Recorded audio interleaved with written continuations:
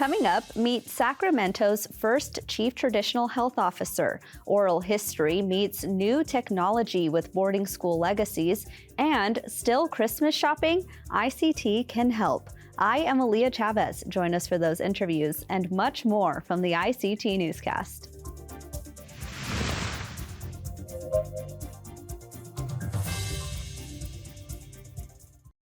This program is made possible by the Corporation for Public Broadcasting, a private corporation funded by the American people.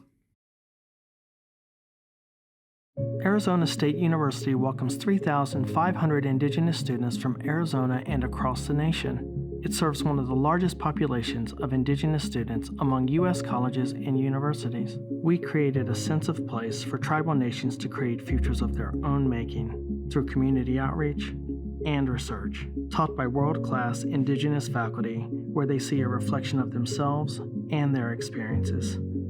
Find community at ASU.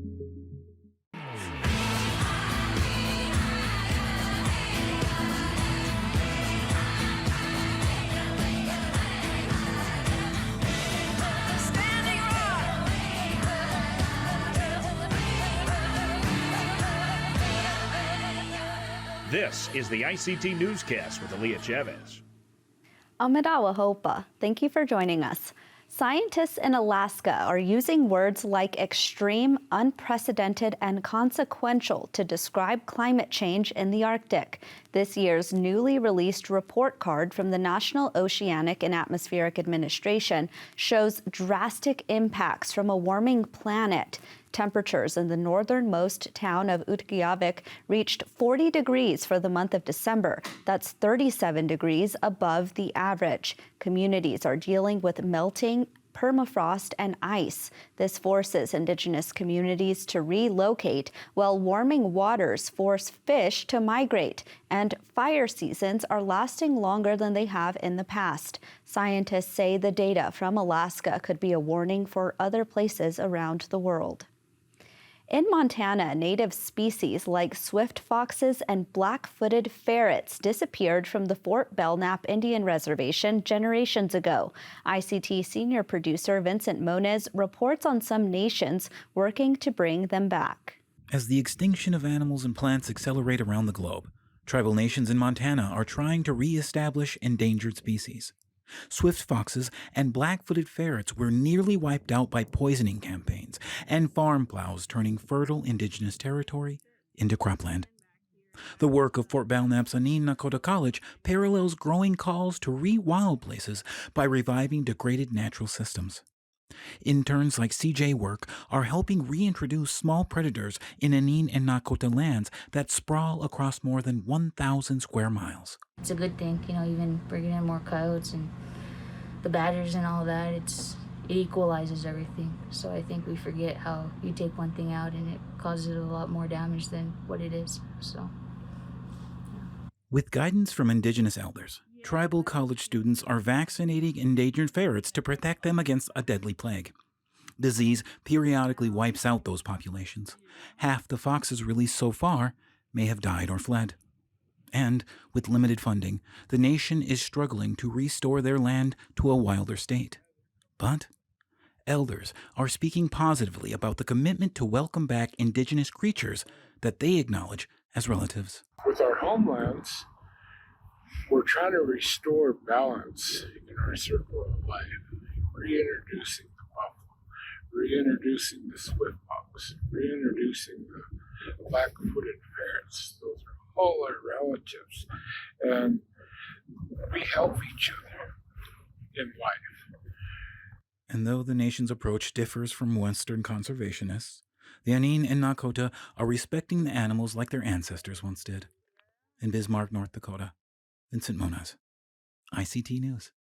Many Indigenous nations believe the introduction of the horse transformed their lives forever. Some youth who are Shoshone Bannock are finding strength in a new horse healing program sponsored by their school. Here's Rosalind Yazzie. According to a report by the U.S. Department of Health and Human Services, at least 1 in 3 Native youth live in poverty, 1 in 4 do not complete high school, and 1 in 7 have attempted suicide. With the challenges Indigenous youth face, horse programs like the one at Shoshone Bannock Junior and Senior High School offer alternative ways of healing. Matt Wilson is a Kiowa and Choctaw citizen. He is the principal of the school and says one purpose of its new program is to spark student interest in their history and culture. I'm just looking at the interest of students and trying to implement what I can for what they're enjoying and what they're into. And then, like I said, we've got multiple horses coming in. So as we get paperwork and things like that done, and we're cleaning out our barn, so we'll have places to house everything and just give these horses a good home. And the students' eyes were filled with excitement when they first saw the 19-year-old horse named Aaron. Showbound citizen Tim Wadsworth Sr., who donated the horse, says that he thought the animal would be good for the kids to learn on. Aaron was patient and calm as the kids took turns petting him, and he even ran around the tall grass in his new home.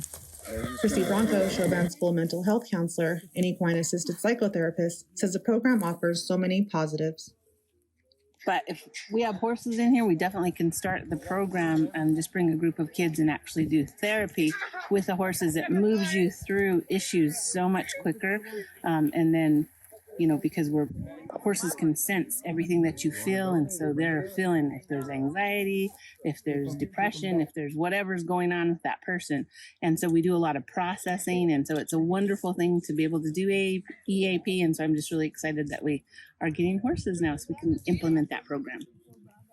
Principal Wilson says students will take care of the horses, and a specific class is being created to give kids school credit for all their hard work. In Fort Hall, Idaho, Rosalyn Yazzie, ICT News. And those are the headlines for the ICT Newscast.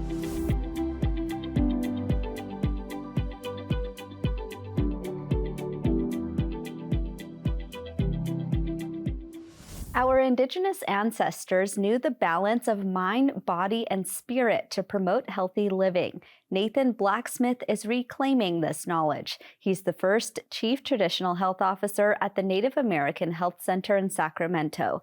Let's learn more from this interview earlier this week. First of all, the Sacramento Native American Health Center is a nonprofit 501c3 federally qualified health center currently located in Midtown Sacramento with a second location opening in South Sacramento in early 2023. SNAC's vision is a vibrant community built upon a strong foundation of cultures, traditions, where healthy lifestyles include the balance of mind, body, and spirit, the prayer and legacy of our ancestors. So it's really, continuing that work. And it's really important because, our region is very unique in its build. The Sacramento area was a gathering place for many local tribes who lived throughout the Central Valley and foothills for generations. These tribes included the Nisnani people, the Southern Maidu people, Northern Valley Plains Miwok people, to the west of the Sacramento, the Patwin Wintun people, and our neighboring Wilton Rancheria. In addition to these local tribes here in Sacramento, we have Indian people from across the country that were relocated here as urban Indians. All these people living within our service area demonstrated not only the need for a position like the Chief Traditional Health Officer, but also the need for culturally appropriate treatment options for our community. Our alternative services incorporate cultural healing components that can be used to enhance our clinical services and connect knowledge to the spirit of wellness and healing, empowering our relatives to take a hands-on approach to their healing and well-being. And really, that's the role of the Chief Traditional Health Officer, is to facilitate something like that, the development of a program. I was always taught by my relatives that, our ancestors left us a roadmap for towards health and wellness, and it's embedded in our family's culture and ceremonies. So carrying this work forward is super meaningful and an honor. Nathan, can you give us an example of what that looks like for you to use these traditional healing ways with clinical practice, as you just said? Sure. So one of the programs that we have right now is run by our certified medical herbalist, Sage Lapena. She leads the Healing Ways program, which brings patients and their families into the healing process and recognizing the unique relationship between community and our environment. This includes offering traditional medicines in a clinical setting as part of the patient care plan with SNAC. Also, Sage offers patients herbalism classes herbal plant walks, community meals, and elder youth workshops, effectively connecting our urban Indian population to their culture and traditional medicines right here in Sacramento. Can you give us some examples of what the reaction has been of patients who maybe want this kind of care or didn't know that this kind of care could exist? Sure. We get a lot of attention for this program and the work that Sage does here with the herbalism program in particular. A lot of the families are really relieved when they have the additional options for care. We also provide the Western care, but in addition to, we'll always consult with our certified medical herbalist on, what are the potential alternative treatment options that are available and how do we connect folks? And the response, like I said, has been awesome. We've had many families, individuals and families join and really partake as a family together. So the healing doesn't happen on an individual level, rather a collective level. Can you provide some context for other health centers, other tribal nations who might be doing this kind of work, or maybe set the landscape in terms of how unique this is? Sure. So a couple of things make my role here with SNAC unique in the fact that I grew up here. I grew up, just outside of Sacramento, and I've worked in this community for some time. So I'm somewhat familiar with, both the urban population needs and kind of, events and activities, as well as, understanding and trying to learn as much as I can from our local relatives. So, those combinations, in addition to, my own, qualifications, make this a very unique opportunity for myself and the health center. And so I was really excited that we were able to connect and make this happen. Nathan, as you move forward in this role, what are some ways that you hope that you could expand services or expand the program? Sure. So I mentioned in my introduction our new location. It'll offer 35,000 square feet of clinic space with a dedicated youth and family programming area.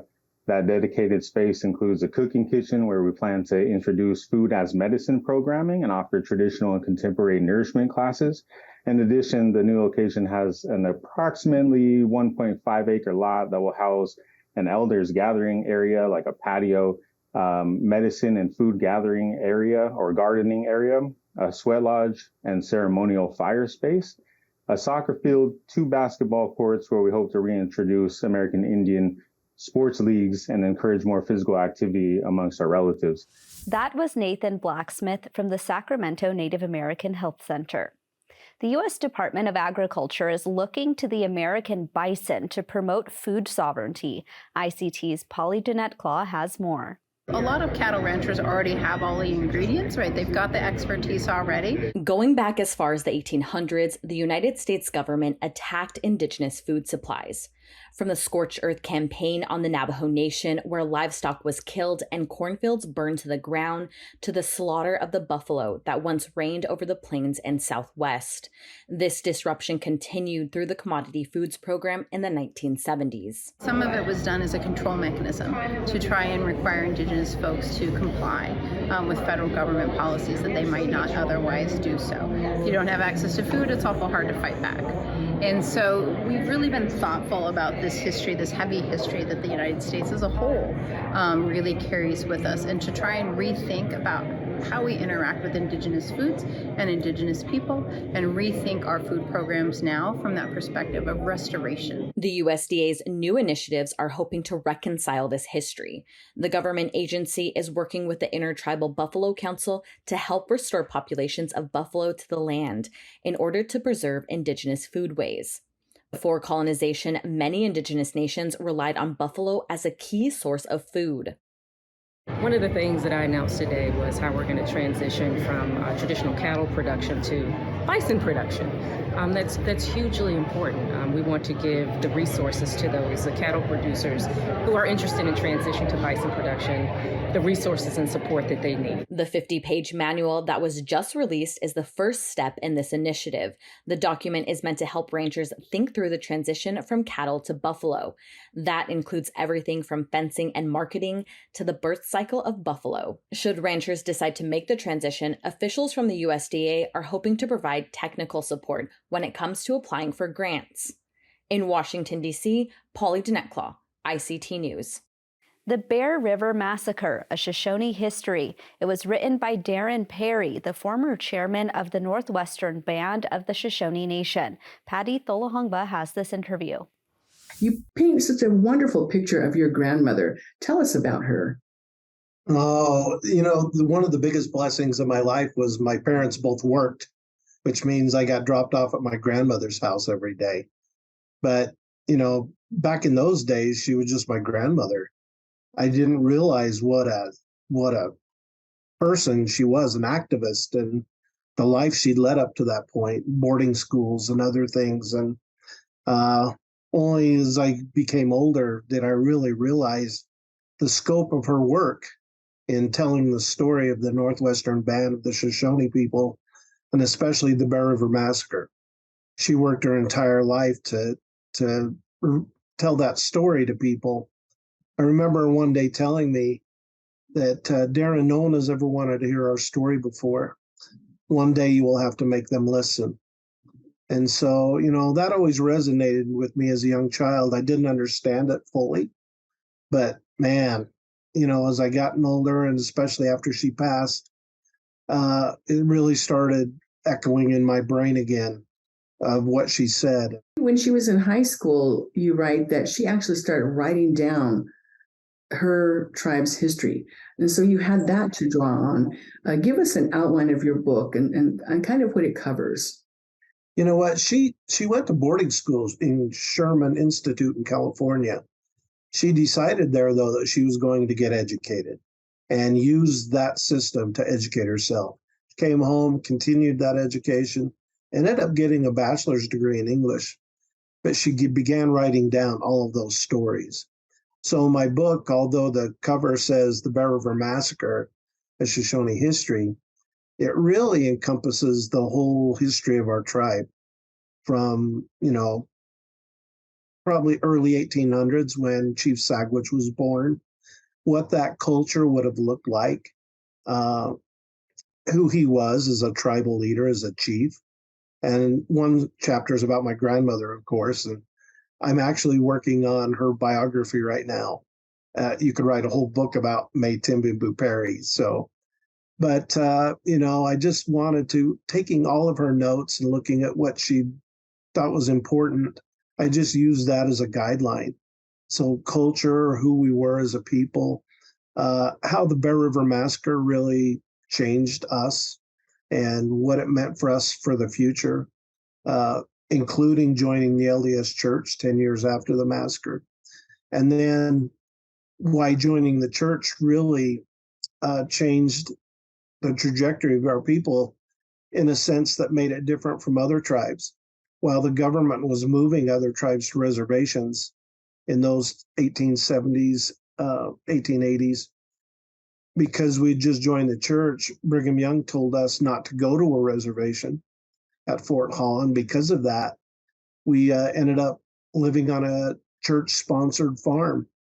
The church called for missionary families that taught us to farm and ranch and raise cattle and sheep and plant crops.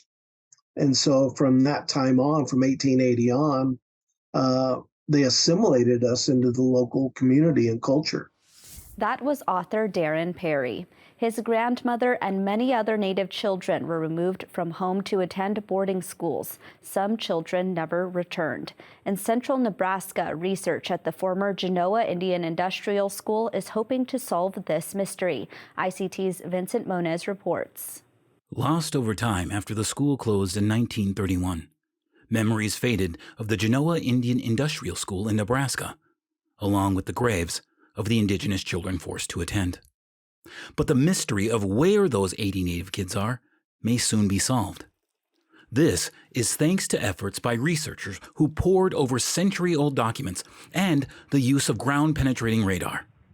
Ponca citizen and executive director of the state's Indian Affairs Commission, Judy Gayashkabas, weighed in. And these children were, in my opinion, disrespected, and they were throwaway children that nobody talked about. They were hidden, buried under the ground. The search comes while the federal government continues its first ever comprehensive examination of the National Native Boarding School system. These more than 400 schools and privately funded institutions were part of an attempt to forcibly assimilate Indigenous people into white culture. By separating children forcibly or by coercion from their families, the U.S. government and Christian organizations cut the children off from their heritage. If the Genoa graves are found, one archaeologist working for the state says the next step will be to involve Native nations. Ultimately, if these results are positive, there were 40-plus tribal nations had students attending Genoa from all over the country. If we come up with some results that suggests, this is the cemetery location, then the hope would be to invite all those 40-plus tribes to a conversation about next steps and what we would like to do. One thing is for certain.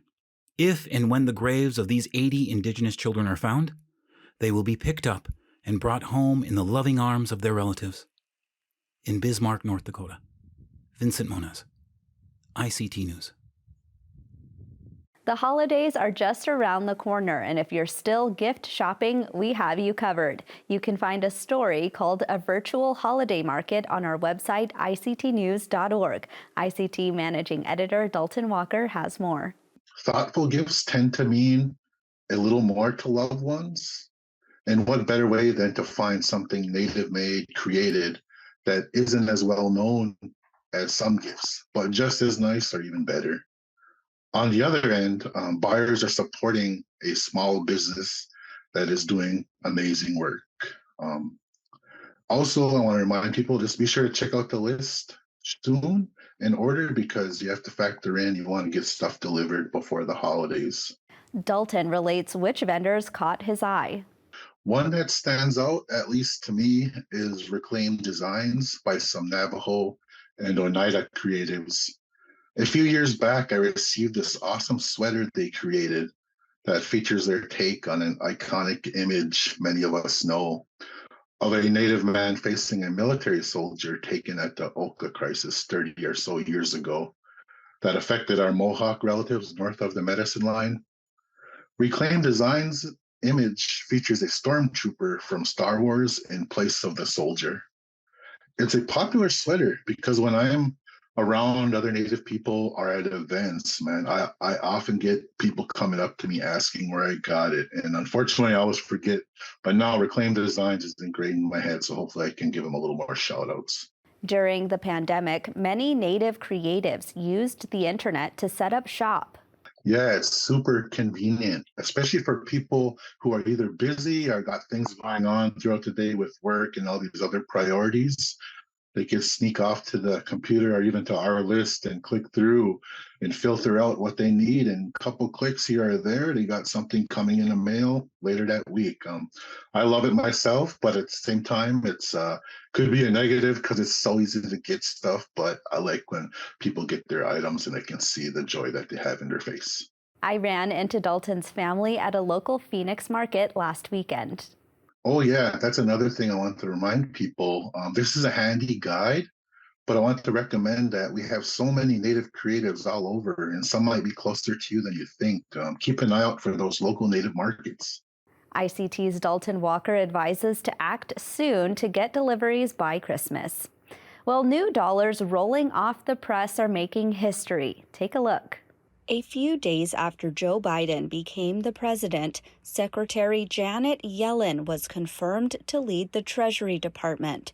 Despite that being nearly a year ago, dollar bills have still been printed with the signature of the former Treasury Secretary on them. That's because the Treasury Secretary isn't allowed to have their autograph on U.S. currency until a treasurer is appointed. In September 2022, Lynn Malerba stepped up to the plate. This Mohegan lifetime chief was selected for the job and became the first Native American to hold the position.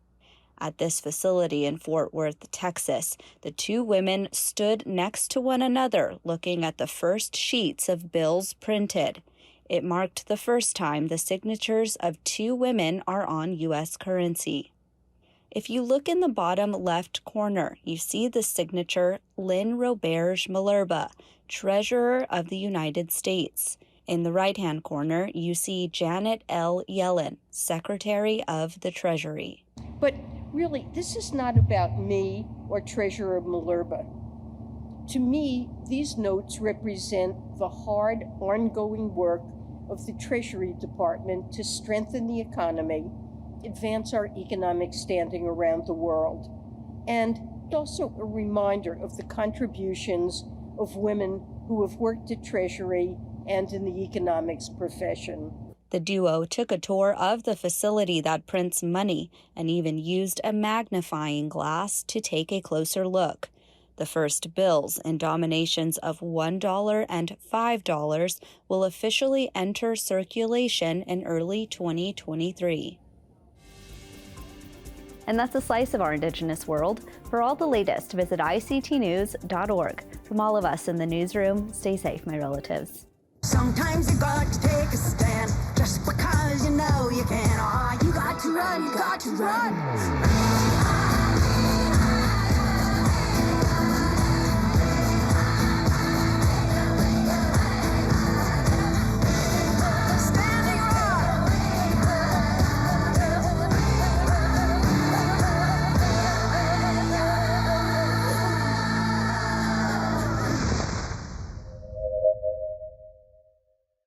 The Sand Creek Massacre, the betrayal that changed Cheyenne and Arapaho people forever, focuses on tribal accounts of Colorado's deadliest day. Exhibition details at historycoloradocenter.org. This program is made possible by the Corporation for Public Broadcasting, a private corporation funded by the American people.